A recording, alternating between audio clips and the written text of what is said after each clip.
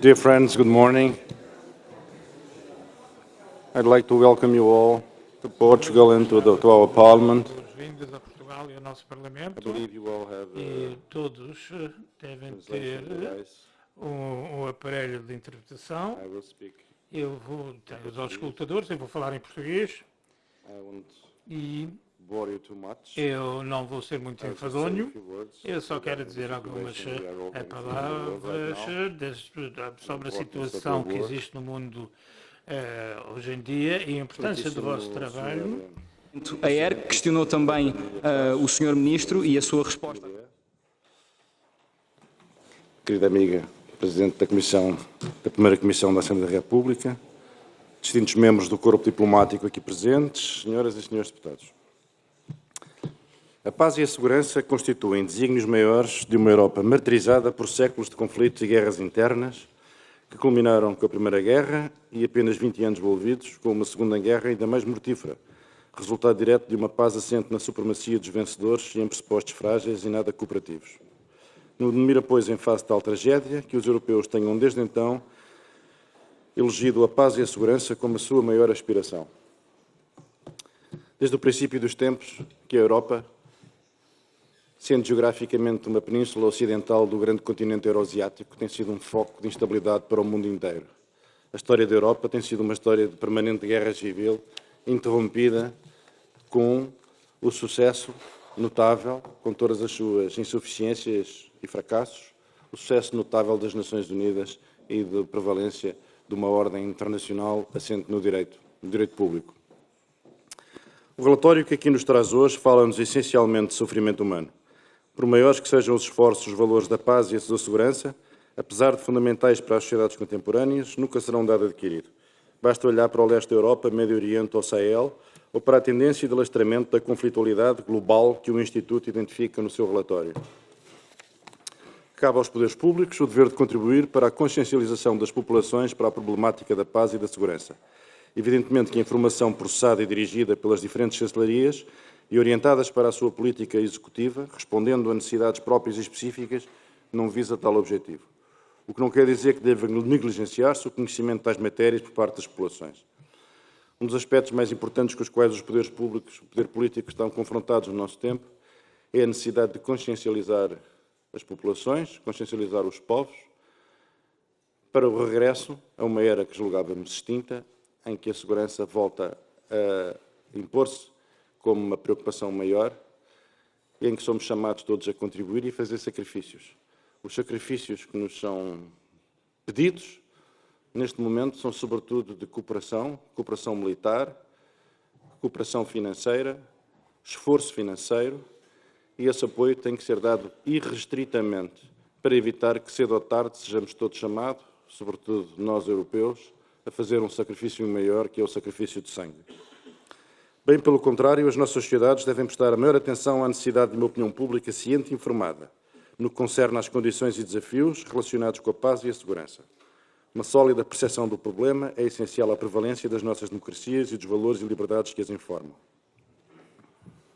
A percepção pública do problema da paz e da segurança deve basear-se em factos que resultem da aplicação de procedimentos sistematizados de recolha, análise e divulgação de informação atual, transparente, credível e acessível.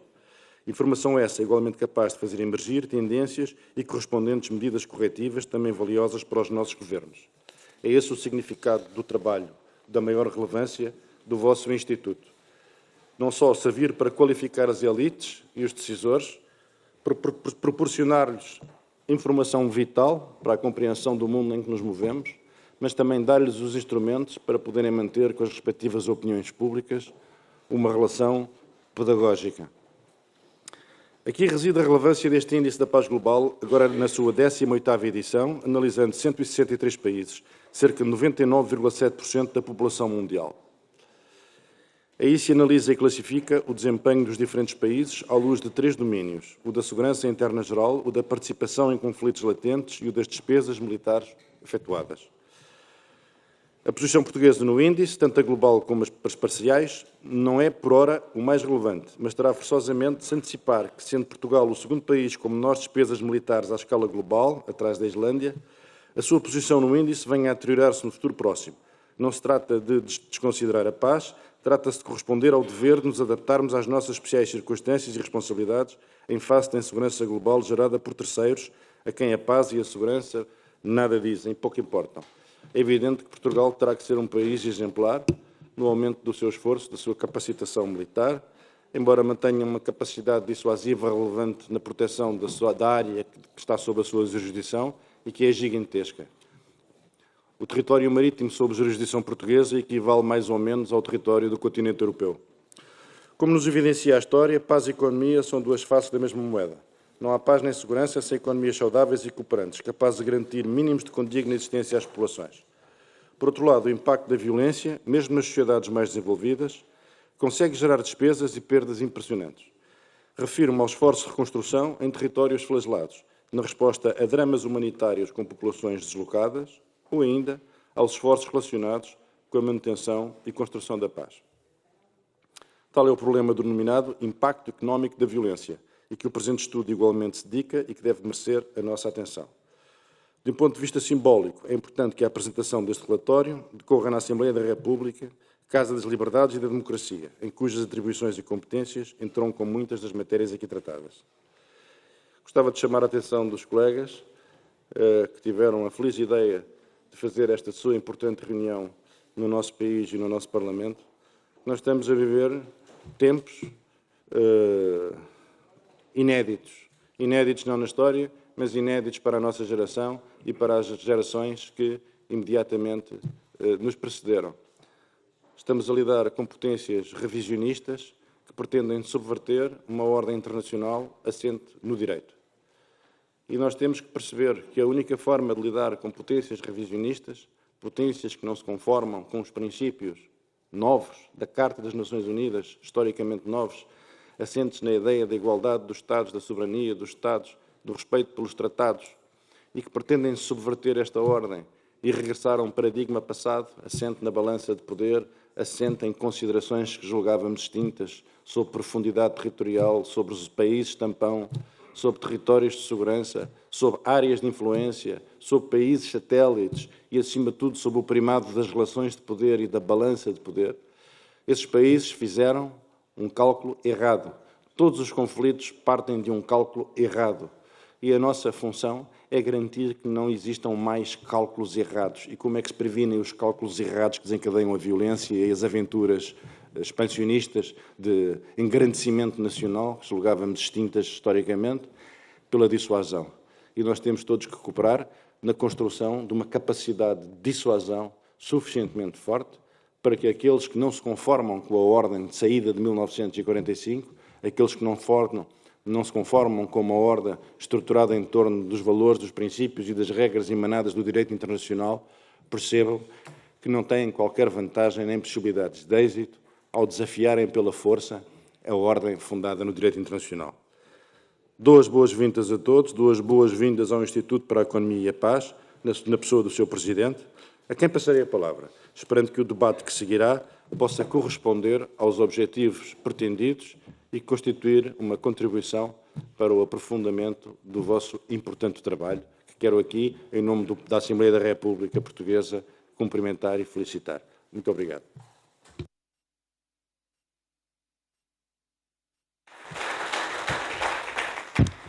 I'd like to thank you for those introductory remarks. I thought they were very good, great translation, so I actually was able to pick it all up.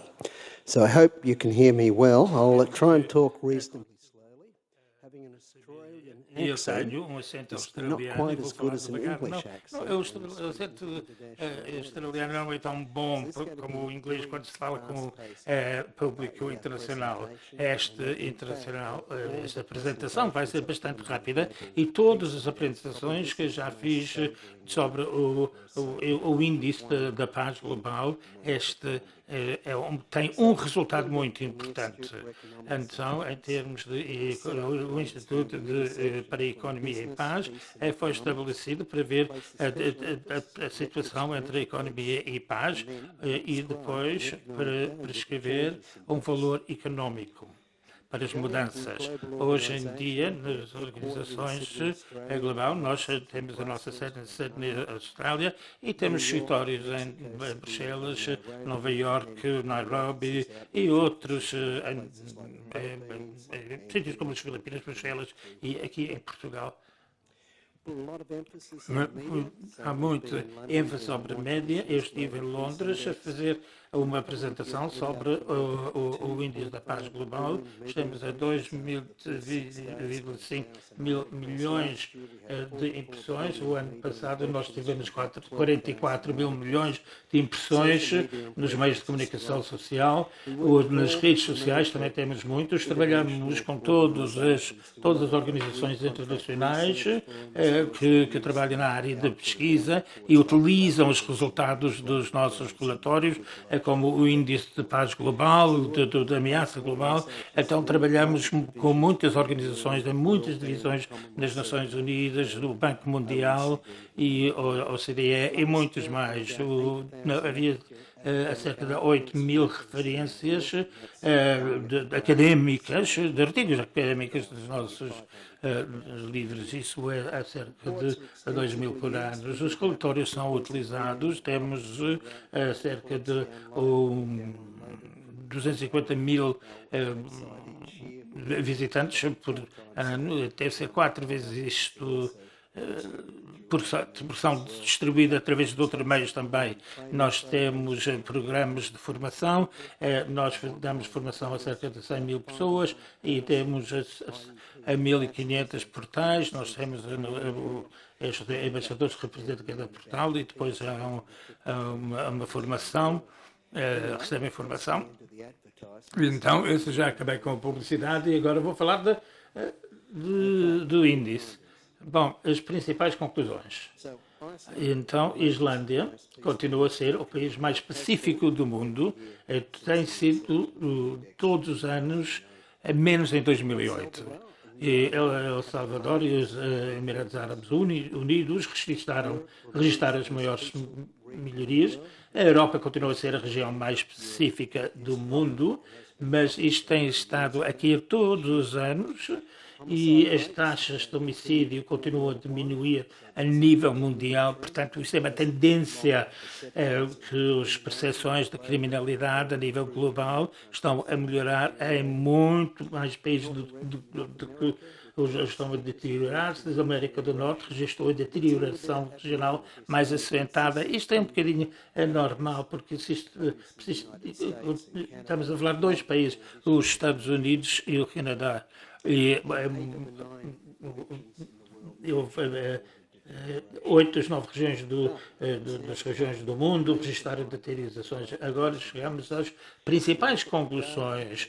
Quando olharmos para os dados, a probabilidade de outro grande conflito é mais elevada do que em qualquer outro momento desde o início do Índice Global da Paz em 2008. Esta imagem aqui, esta é uma imagem de inteligência artificial, isso é o futuro, isto, as visualizações que vamos ver no futuro, vem de IA.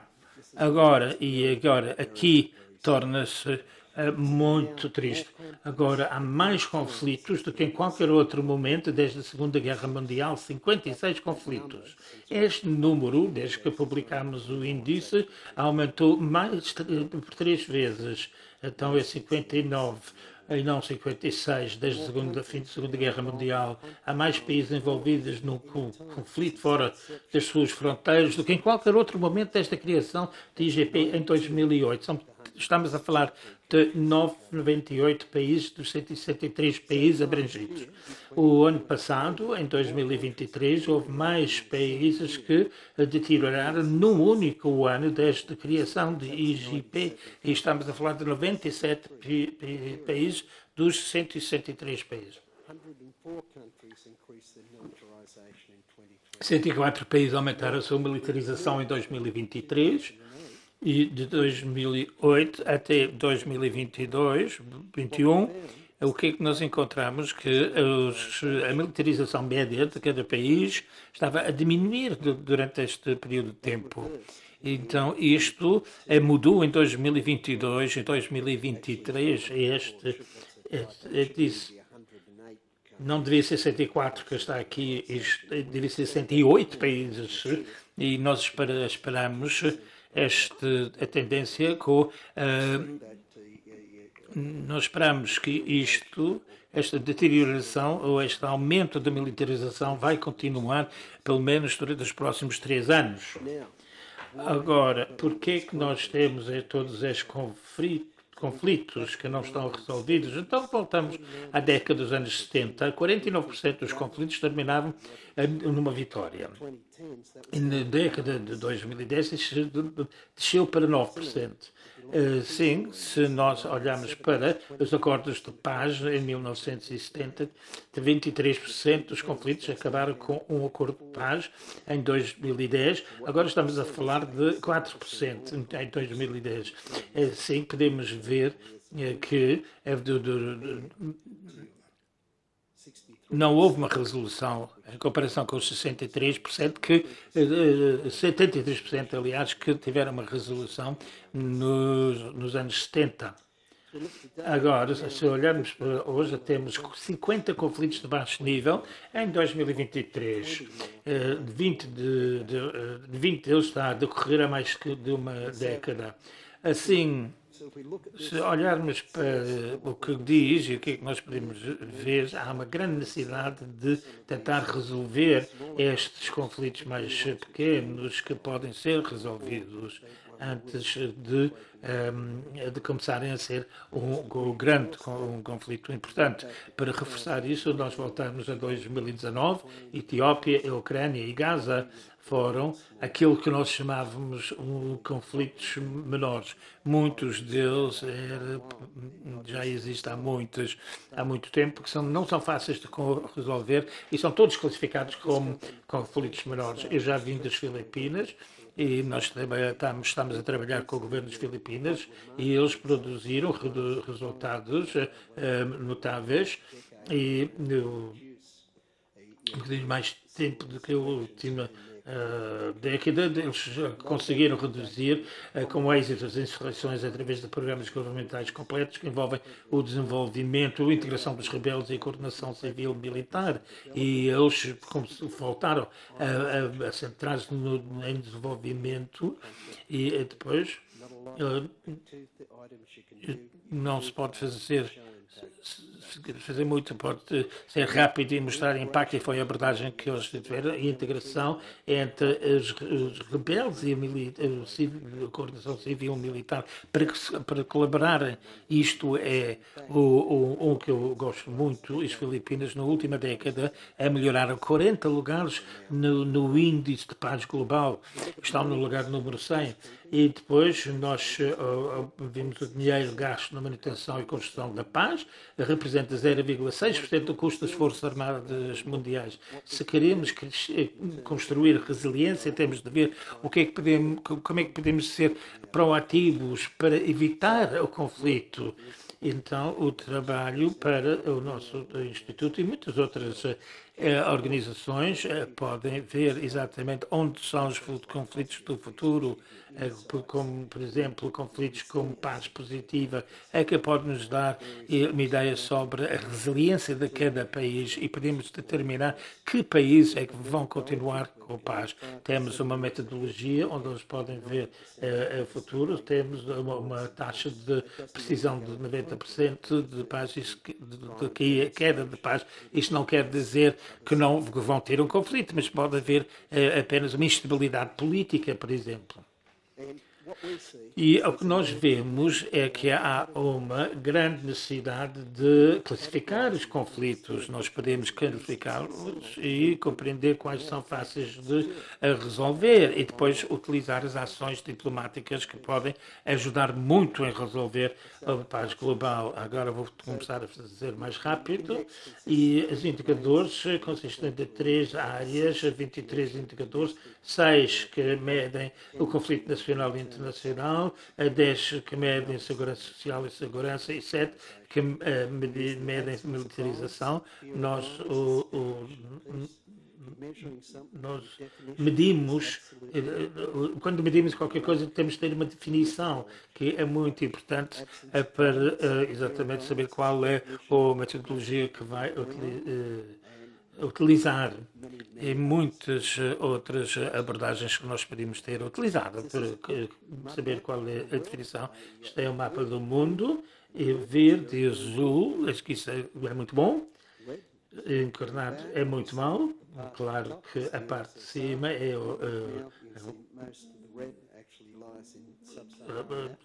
Rússia. E depois encarnado temos a área do Sahel e depois no Médio Oriente e depois no Ásia, no Sudeste Asiático. Agora, se olhar para aqui, nós temos 65% que melhoraram a sua situação de paz o ano passado, mas, claro, nós, homens, como seres humanos, vemos o negativo. Há muito que podemos aprender com estes 65 países e muito trabalho que o Instituto faz é tentar compreender como é que os países se tornaram mais pacíficos. Então, melhorias ou demonstrações que melhoraram, e isso é depois de uma década de deterioração e depois o número de mortes aumentaram e a taxa de homicídio está a melhorar. As deteriorações são uma surpresa, têm a ver com o conflito e tem a ver com as despesas militares. E também o ano passado houve 160 mil pessoas mortas em conflitos na Ucrânia e Gaza. Isto é o segundo número mais alto de pessoas mortas deste genocídio de Ruanda de 1994. E o único maior foi o ano anterior, que foi 180 mil, e depois a estatística demonstra que no primeiro trimestre deste ano, se este número continua, isto vai ser outro ano recorde, parecido com os números do genocídio de Ruanda. E depois aqui, os países mais pacíficos, nós temos Islândia, Irlanda aqui, e nós encontramos 3 na Ásia.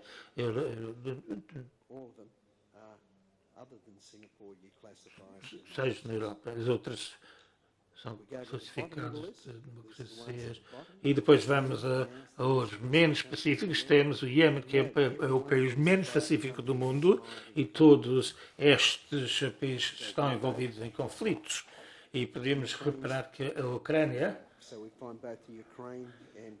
e a Rússia, a Palestina não existe, e teria entrado em 153, se não me engano, perto do fim. Mas o que encontramos aqui na teoria dos sistemas, há países que se tornam muito pacíficos, como Portugal, como número 7, e estes países continuam a ser pacíficos, e outros países que entram em conflitos é muito difícil sair desta situação. Os países do meio mudam muito, e estas são as melhorias. Desde o ano passado, Nicarágua, El Salvador, Grécia, Emirados Árabes Unidos, Myanmar, que melhora todos os anos. Myanmar parece estranho, El Salvador por causa do número de pessoas e as percepções da criminalidade e o número de homicídios baixaram muito. Myanmar, o conflito continua, mas é muito baixo no índice, e está neste momento num conflito. Mas quando há um estado policial, podemos ver uma queda no número de mortos. Estes são os 5 que pioraram mais. Gabão, que teve a maior deterioração, Palestina e Israel, aqui Haiti e Equador. E agora vamos ver as tendências em paz. Agora podemos ver os gráficos. a subir a mão e a descer era bom. Nos últimos 18 anos, a tranquilidade só melhoraram em 4 destes anos e deteriorou nos últimos 5. Se olharmos para os 3 áreas de domínios no índice, o conflito, que está a verde, e se nós conseguimos controlar o conflito nos últimos 18 anos, então assim, o índice teria melhorado, se fosse o caso. Isso vai-vos dar uma ideia dos vários indicadores e o que é que nós podemos ver é que os indicadores funcionaram, só foram relacionados com conflitos e relações com países vizinhos, mas isto pode ser por causa de conflitos, instabilidade. A política aumentou também nos últimos 18 anos. Do lado bom, de tanto conflito, meios países assinaram os compromissos de manutenção de paz das Nações Unidas e os militares diminuíram também. Mas isso foi, mas depois agora há mais capacidade tecnológica e então estes são 3 dos diferentes indicadores de segurança interna. E podemos ver que estas tendências de segurança e proteção houve uma melhoria ligeira, mas temos 120 milhões de pessoas que são classificadas como refugiados ou pessoas deslocadas em diferentes partes do mundo. E podemos ver nesta parte do mundo, o terrorismo melhorou muito. Se olharmos para 2015, no meio, o Estado Islâmico continua a ser muito ativo em muitas partes do mundo e nós estamos a ver que estão a aparecer em países onde não os tínhamos visto. Isso dá-nos uma ideia do número de conflitos externos para intensidade de conflito interno. Está tudo a piorar. Agora vamos voltar a uma nova tendência que mostra as capacidades militares dos diferentes países. E quando fizemos isso, o que é que acontece? É que a maior parte das pessoas conta o número de armas. Isso pode ser ou diferentes aeronaves de asa fixa, aeronaves de asa rotativa, meios navais e veículos blindados.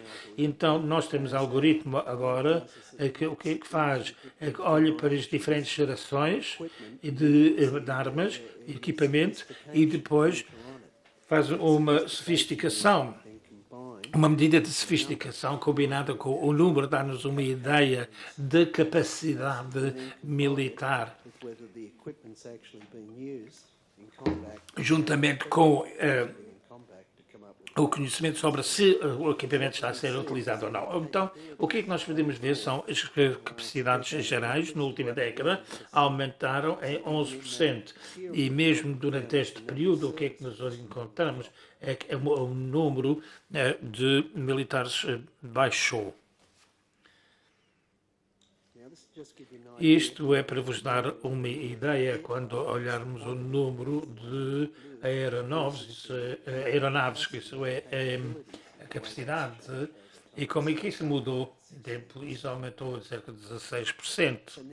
Agora, o que estamos a ver é uma separação de despesas militares e de pessoal, e isto pode ser por causa de aumentos na eficácia e capacidades. Se olharmos para esta nova maneira de medir, podemos ver que os Estados Unidos, as capacidades dos Estados Unidos são 3 vezes superiores às da China. Entende? A China, que depois é seguida de perto pela Rússia, que é uma quebra bastante para a França e o Reino Unido. E assim olhamos para Irão. Irão tem o número mais elevado de aviões, aeronaves no mundo. E assim se vai para no modelo de sofisticação, podemos ver que está ali por volta de 40, as nações mudam. E a Coreia do Norte seria na mesma categoria. Agora, o conflito vem caro. Então, nós fizemos o impacto do custo de violência na economia global. Então, isto era 3,5% do PIB mundial e 2.400 por pessoa no país. 80 países no mundo que têm o seu rendimento por capita é menos do que isto. A maior parte do conflito existe nos países mais pobres do mundo, mas ninguém aqui pode imaginar um mundo completamente pacífico. Eu não consigo, mas eu consigo imaginar um país, um mundo com 10% mais pacífico. Então, por exemplo, Dinamarca, Irlanda e Suíça são muito pacíficos, mas 190 mil milhões é todo o dinheiro gasto em desenvolvimento internacional. Ao 0,2% é a mesma coisa que nós gastamos na construção e manutenção de paz. Portanto, muito mais dinheiro pode ser gasto em proteção. Agora vamos ver as análises aqui. Se voltarmos para o que ia acontecer se houvesse uma guerra no Médio Oriente? A Ucrânia, a economia da Ucrânia caiu em 20%. Olhamos para a Síria e a década deste conflito, a sua economia caiu por 87%. Agora, vamos olhar para 5 economias no Médio Oriente e vamos ver quando houve uma guerra. Egito, Israel, Irão, Jordânia e Líbano, e estas economias combinadas são 3 trilhões de dólares em PPP. Agora, imagine que houvesse uma queda de 40%. Isso devia ser 30% e não 40%. Imagina que houvesse uma queda de 30%, que é $1 trilhão, mais ou menos. Só nas economias deles. Nós temos este dinheiro envolvido em outras economias. Também na Europa. Temos fluxos de refugiados que teriam também um impacto no sítio como a Europa, e tivemos cadeias, efeitos sobre a cadeia de fornecimento.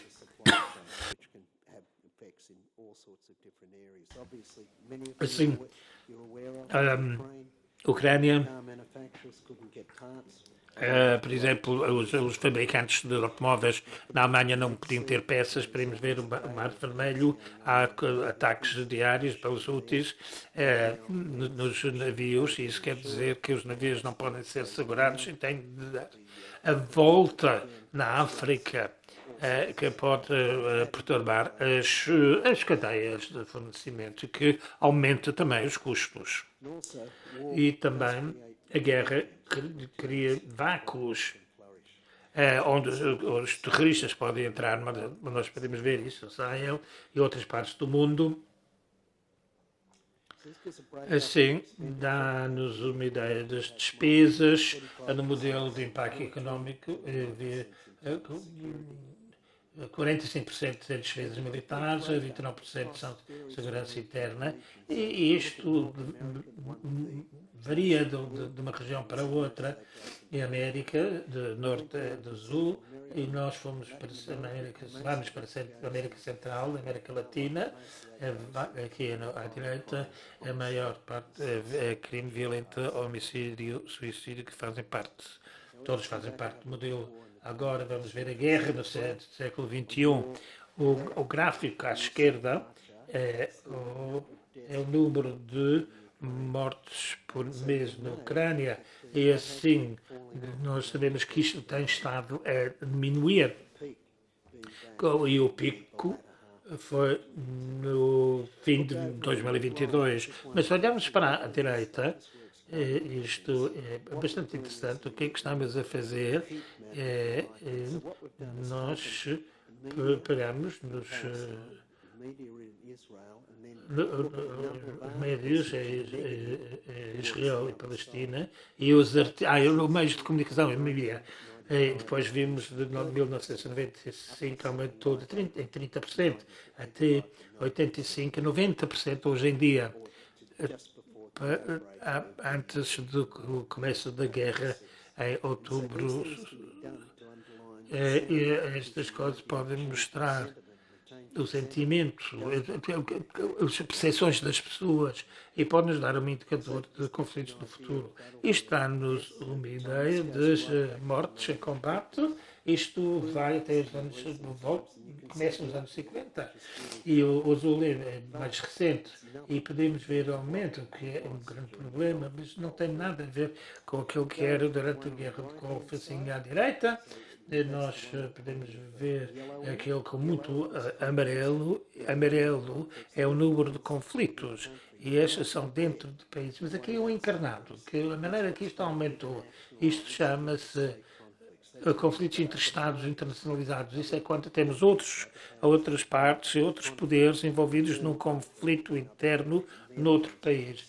E são estes que são muito difíceis de resolver. Assim, voltamos que como terminam as guerras, já falamos disso, mas quero que olhem para o verde aqui neste gráfico, porque o verde é o número de conflitos de baixa atividade, e podemos ver entre 2000 e 2010, quando podemos ver a diminuição, e foi grande. Podemos ver quantos acordos de paz houveram, isso é o azul escuro. Então podemos ver as guerras assimétricas, o número de países utilizando, ou grupos a utilizar drones mudou, aumentou 1400%. Houve grupos a utilizar drones. Isso aumentou para 91 em 2023. Se olharmos para países, isso foi de 18 países para 40, que agora estão a utilizar drones. Então, a violência com drones está a aumentar e é uma coisa que nós vamos ver isto acelerar no futuro. O último slide e uma das... Isto tem a ver com muito do trabalho que nós fizemos em termos de teoria de sistemas e a maneira que as sociedades funcionam. Estas coisas são todas sistémicas. A não ser que consigamos a compreender o sistema, é muito difícil resolver o conflito. Assim, em todas as sociedades nós temos o conceito de uma frase e as sociedades tentam gerir este estado fixo e através dos sistemas de cuidados de saúde e policiamento nós podemos ver isso de várias maneiras. Isto vem através do conceito de normas codificadas, que são as coisas que regulam os sistemas. Nós temos de compreender estas normas codificadas se quisermos mudar o sistema. Isso acontece com o conflito e com tudo. Nós desenvolvemos um processo que se chama AILA e que nós damos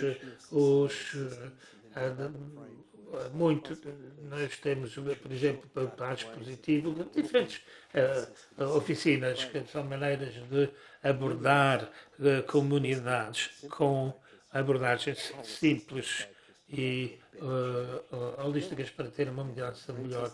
Mas agora eu já cheguei ao fim da minha apresentação. Muito obrigado.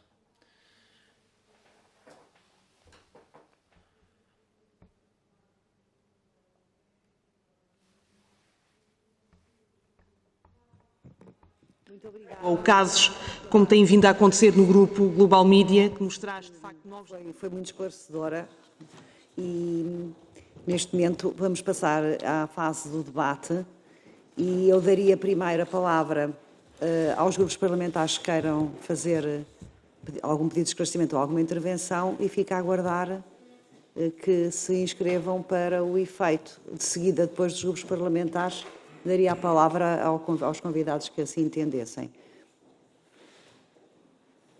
Faz favor, Sr. Deputado. Não sei se é com o microfone.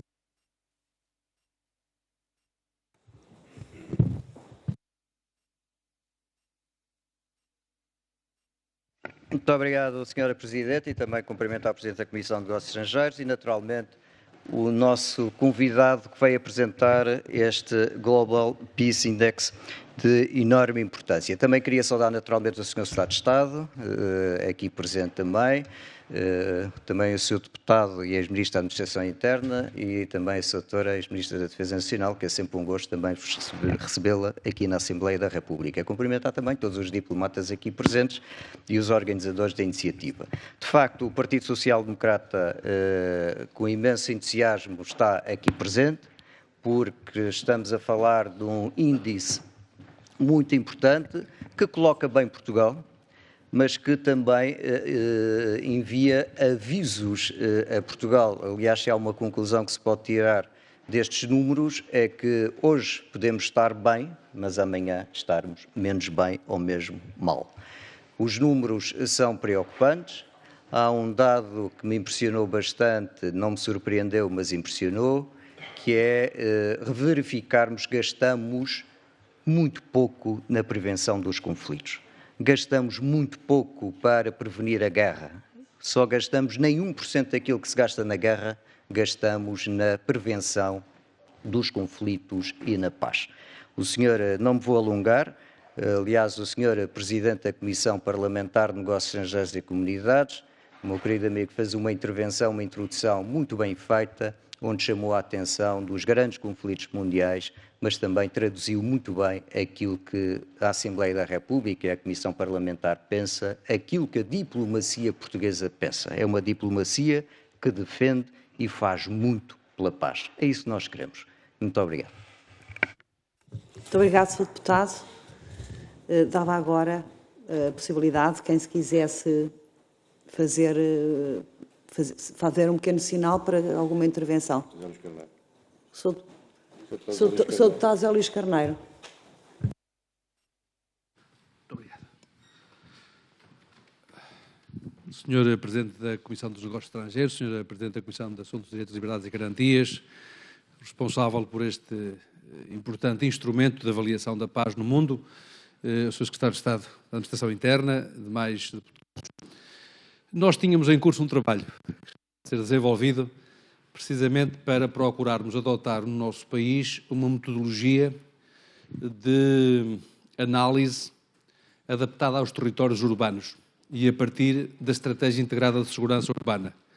Tínhamos, aliás, tido esse diálogo construtivo, a partir também dos responsáveis das relações internacionais do Ministério da Administração Interna, que julgo que se encontram também aqui a acompanhar o Sr. Secretário de Estado, e a minha questão tinha que ver precisamente com isso, não tanto sobre as questões que se interligam com a dimensão internacional, já aqui foram colocadas por parte do Sr. Presidente da Comissão dos Negócios Estrangeiros, nomeadamente sobre o quadro geoestratégico e o quadro geopolítico, que hoje faz com que não apenas se tenha consciência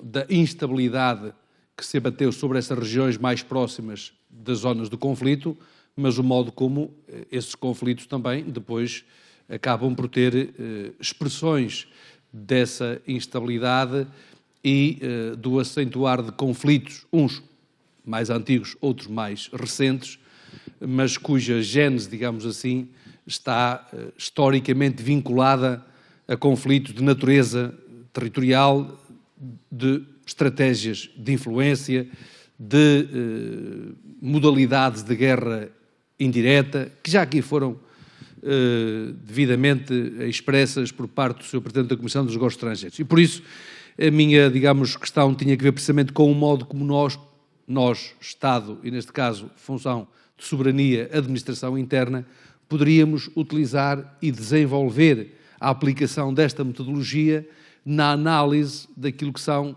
indícios, expressões de uma relativa criminalidade urbana que tem também conexões internacionais e que não deixam de ser o resultado e a expressão de conflitos que por vezes estão distantes do próprio território nacional.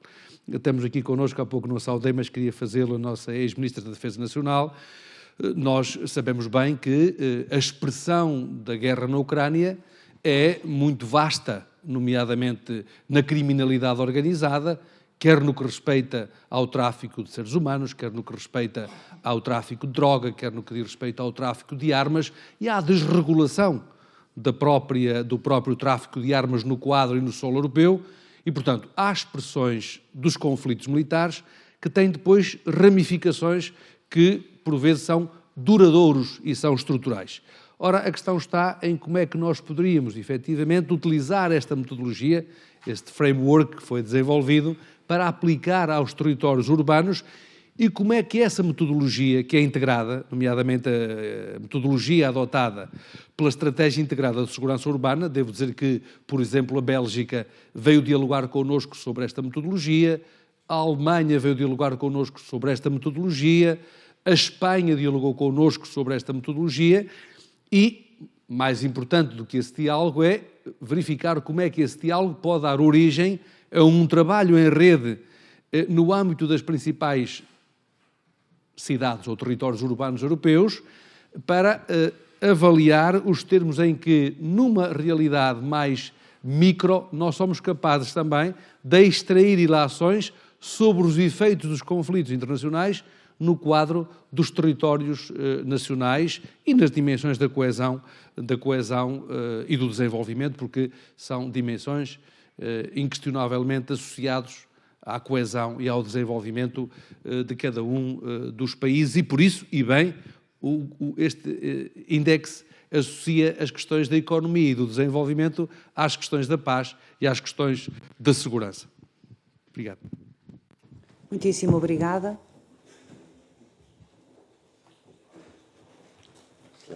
Sra. Ministra da Defesa.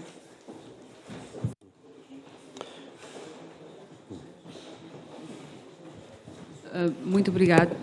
Se permitem, falo diretamente em inglês. I will speak in English to put my questions, Steve. Thank you. Vou falar inglês para fazer a minha pergunta. It's a question uma pergunta deriving from que resulta kind of methodological issues. de umas questões metodológicas. As I understand, in this Como eu compreendi deste índice, a militarização a negative contribution é uma contribuição negativa index in a way, para o índice, more defense spending, para aumento de despesas militares e aumento de militarização. Isso é tudo associado com posições menos positivas no relatório.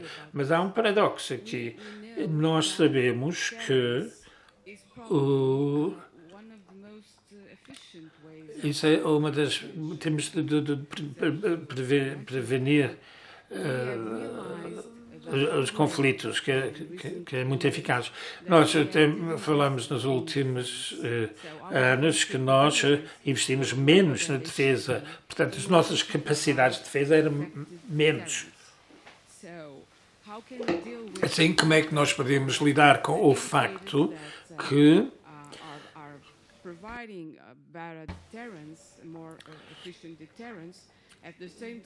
nós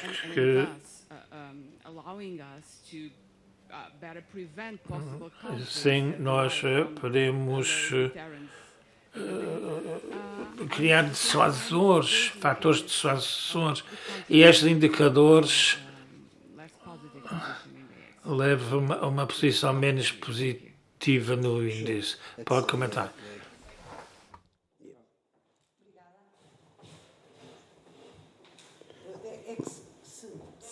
Se não houver mais questões, daria no final a palavra.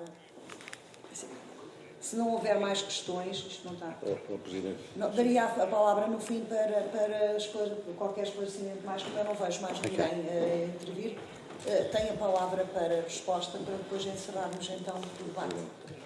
Okay, respond. Great. So a definition of the index is trazermos a RTP para 2024 e prepará-la para 2025. Two reasons. Then having a military is legitimate. We do need a military. We don't live in an entirely peaceful world. We don't live in an entirely peaceful world. É importante, porque nós não vivemos no mundo 100% pacífico. A razão porque os países têm a força militar é para exercer poder fora das suas fronteiras e terem uma influência sobre outros países e para isto é para obedecer à sua vontade e agora, quando as forças militares, o número aumenta, as despesas aumentam na Europa, isto é, a resposta ao medo, como é legítimo, é uma diminuição no fator, uma diminuição de paz. Assim, em termos de poder utilizar o trabalho que nós utilizamos nos países e transferir isso para o nível de cidade, nível urbano, isso é um grande tema. E como é que se pode pegar no índice da paz e utilizar isso em países? Nós fizemos isso em México todos os anos a nível estatal e outros países também, por exemplo, Estados Unidos e depois no Reino Unido. O Reino Unido foi até um nível municipal, houve 120 distritos diferentes. E então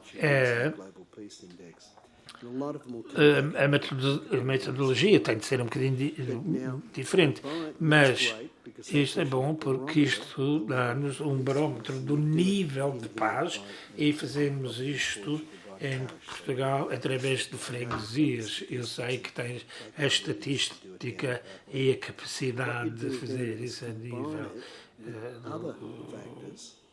local, juntamente com outros fatores, e temos de ver o tecido social destas comunidades que estão ligados à paz. E assim dá-nos uma melhor ideia de as coisas que nós temos de utilizar nos diferentes locais e de diferentes intervenções, é que vai variar muito de uma freguesia a outra. Assim, fazendo isso, nós temos estas medidas acertadas.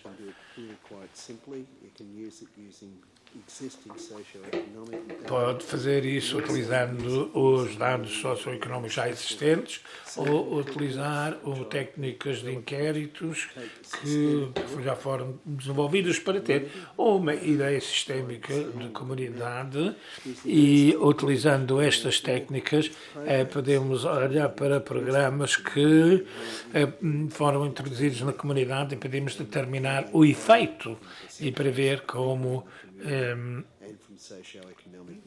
tem resultados nas pessoas na comunidade. Isso também é o tipo de abordagem que nós utilizamos. É claro, a imigração é de grande interesse em Portugal neste momento, e estes mecanismos que nós podemos utilizar é para tentar criar a coesão social, a integração social nas comunidades também, e nós podemos utilizar diferentes técnicas também para começar a ver isso. E a Austrália tem o maior número de imigrantes no mundo em termos da percentagem de população e tem tido já há 60 anos. E é muito diverso, e a integração acontece bastante bem.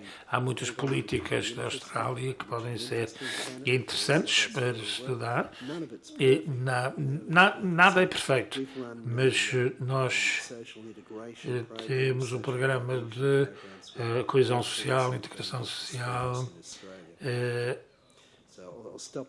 Agora vou parar aqui. Muito obrigado. Muito obrigada. Penso que não tendo mais nenhuma pessoa inscrita, eu irei encerrar, cumprimentando e agradecendo desde já ao Sr. Presidente do Instituto para a Economia e a Paz, cumprimentando o meu amigo e Presidente da 2ª Comissão, Sérgio Sousa Pinto, e cumprimentando todos os convidados que estão presentes. Agradeço desde já a escolha de Portugal, para se também começar a despertar para estas questões que são muitíssimo importantes, e, como sabemos, Portugal, felizmente, é um país que não tem grandes experiências de guerra e, portanto, não tem grandes vivências nestas áreas, e tem sempre alguma dificuldade em visualizar todo o sofrimento e a desgraça que situações de guerra e conflitos armados trazem e, portanto, é importante que Portugal receba estas iniciativas para, de certa forma, também ser um sinal e um despertar. Depois desta apresentação, há só meia dúzia de notas que eu gostaria de deixar e de realçar. Desde logo, o recorde de países envolvidos em guerras que supera desde tudo quanto era expectável e é o maior desde a última da Segunda Guerra Mundial, desde 1945.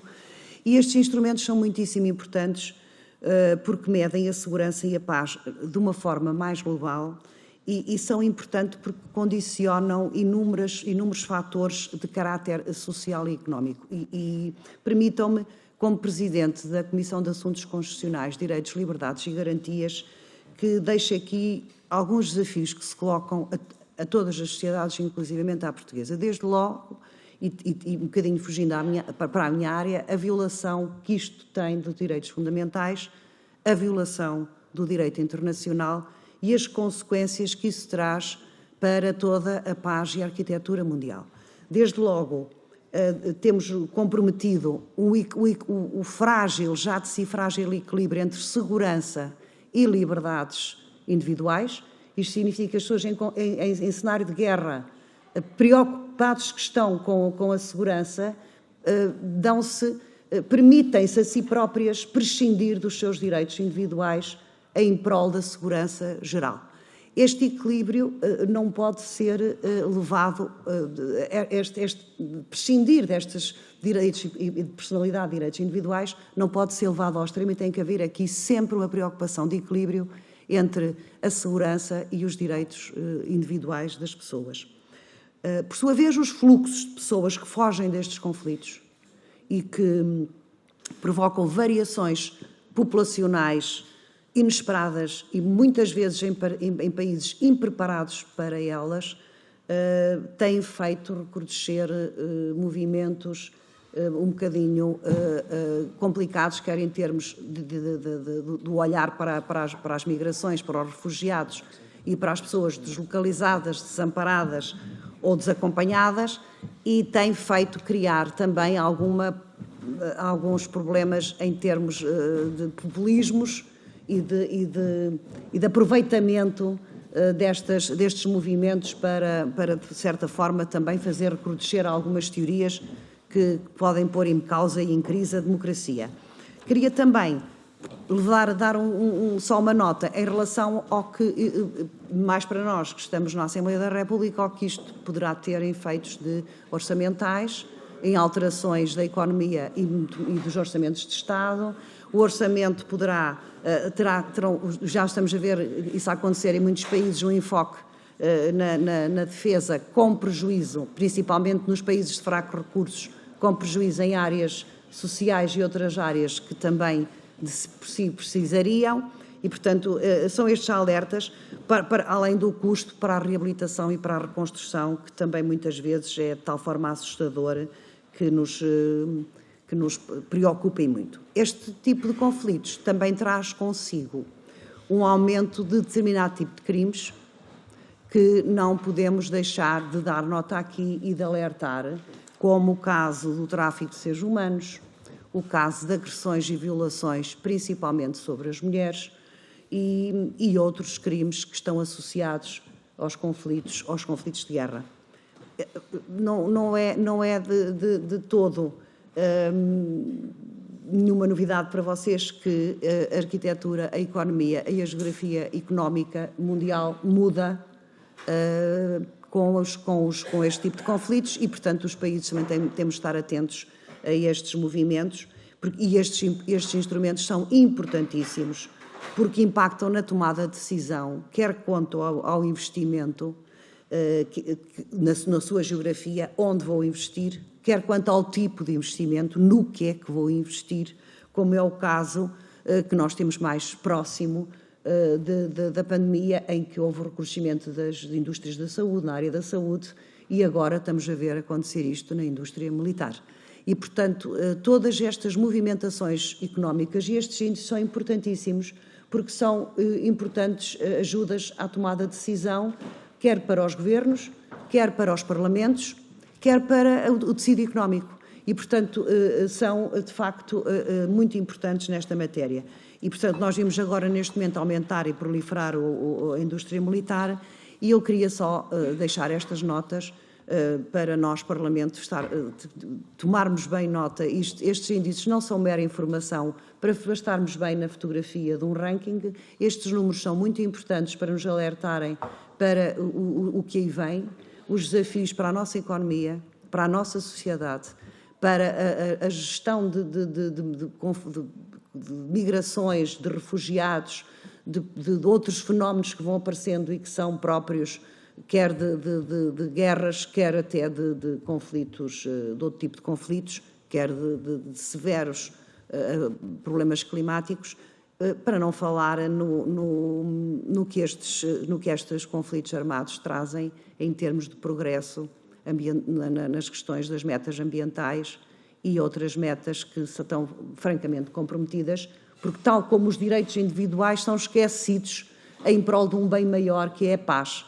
De facto, sem paz e sem segurança, dificilmente nós conseguiremos atingir objetivos a todos os níveis, não só nos nossos direitos fundamentais, como em todas as outras áreas. E, portanto, agradeço muito ter-nos trazido e apresentado num país de grandes costumes, num país de paz, como é Portugal, estes números que nos possam fazer também despertar e alertar para nos preparar para eventuais situações que esperamos que não, que nos possam acontecer.